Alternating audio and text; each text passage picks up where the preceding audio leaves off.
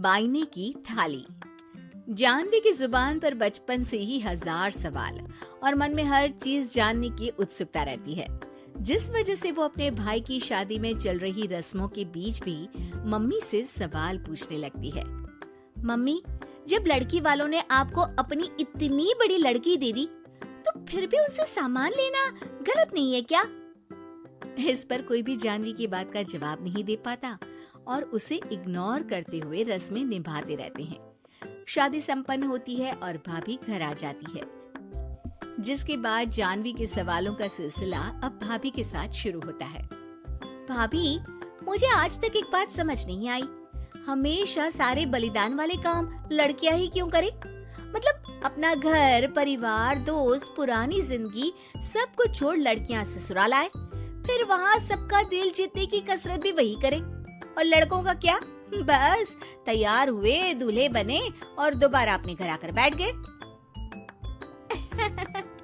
दीदी, मैं ससुराल में हूँ, जवाब कंट्रोवर्शियल हो जाएगा, इसलिए आप अपने ये दुनिया हिलाने वाले सनसनीखेज सवाल अपने पति से करना, क्या पता वो जवाब दे पाए। भाभी की बात पर हंसते हुए जानवी वहाँ से चली जाती है। कुछ दिनों बाद उसकी शादी कबीर से हो जाती है। अब ससुराल में कुछ दिन तो जानवी किसी से कोई सवाल पूछे बिना रह लेती है, पर फिर एक शाम दरवाजे पर खड़ी सास को बुजुर्ग भिखारी पर चिल्लाते हुए देख लेती है। अरे मुझे पता है तुम सबके पास खूब पैसा होता है, पर फिर भी हम जैसे शरीफ लोगों को परेशान करना होता है, और फिर जब कोई पैसे ना दे तो तुम उसका खून भी कर देते हो। क्रिमिनल होते हो तुम सबके सब। अब जाते हो यहाँ से या पुलिस को बुलाऊं? ये सब देख अब जानवी खुद को रोक नहीं पाती। मम्मी, वो आपसे भीख नहीं, खाने की मदद मांग रहे हैं और आप उन पर इस तरह से चिल्ला नहीं सकती। आखिर ये भी तो एक इंसान है, और वो भी आप और मुझसे उम्र में बहुत बड़े। बाकी किसी चीज का नहीं तो कम से कम उनकी उम्र का ही ख्याल कर लीजिए। बहू का ऐसा रूप देख सास को तो जैसे शौक ही लग जाता है। जानवी भिखारी को खाना देकर वहाँ से भेज देती है, लेकिन इसके बाद से ही सास का उसके प्रति रवैया बदल जाता है। मुझे तो लगा था बहुत शांत बहू लेकर आई हूँ, पर ये तो पूरी ज्वालामुखी निकली। अरे इतने दिनों से ये रंग क्या एक भिखारी के सामने अपनी सास की इज्जत उतारने के लिए छुपा कर रखे थे? और कौन से रंग बदलना सिखाकर भेजा है तेरे माँ बाप ने तुझे? मम्मी जी, रंग का तो पता नहीं, लेकिन मेरे मम्मी पापा ने मुझे हर ढंग में गलत के खिलाफ खड़े होना जरूर सिखाकर भेजा है।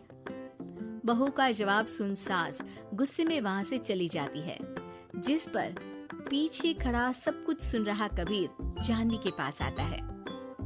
जानवी, मैं मानता हूँ तुमने जो किया अच्छे के लिए किया, पर मम्मी से ऐसे नहीं बोलना चाहिए था।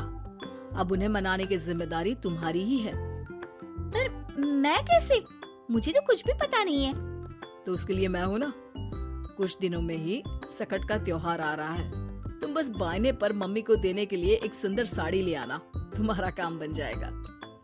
ये कहकर कबीर वहाँ से चला जाता है, लेकिन व्रत और त्योहारों से अनजान जानवी कंफ्यूजन में वहीं खड़ी रह जाती है, जिस पर वो भाभी को फोन लगाकर सारे व्रत और उनके महत्व समझती है।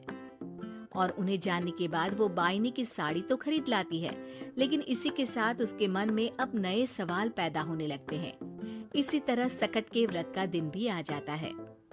हे भगवान, एक तो सुबह से भूखी, ऊपर से ये सवालों के बुलबुले पेट में उठकर और तहलका मचा रहे हैं। अब क्या करूं, किससे पूछूं? जानवी अपने आप से ये सब बोल ही रही होती है कि सास और कबीर उसके सामने आ जाते हैं। बायने और पूजा की सब तैयारी कर ली? हाँ जी, वो तो कर ली, पर क्या पर? फिर कोई सवाल है? पूछ लो, कहीं पेट में उसे रखे रखे एसिडिटी ना हो जाए। ज्यादा कुछ नहीं, बस पूछना था कि जब ये व्रत बच्चों और दाम्पत्य जीवन की सुख शांति के लिए होता है, फिर इसमें व्रत सिर्फ हम लेडीज ही क्यों रखती हैं? हिस्सेदारी तो दोनों की होती है ना? जानवी की बात सुन इस बार तो सास भी सोचने पर मजबूर हो जाती हैं। ये तो मुझे नहीं पता और ना हमने कभी किसी से पूछा, बस जो बड़े बुजुर्ग रिवाज बना गए वही चल रहे हैं। इसकी भी कोई वजह जरूर होगी। अच्छा, और ये बायने की वजह? अब बायने से तुम्हें क्या दिक्कत है? नहीं नहीं, दिक्कत कोई नहीं है।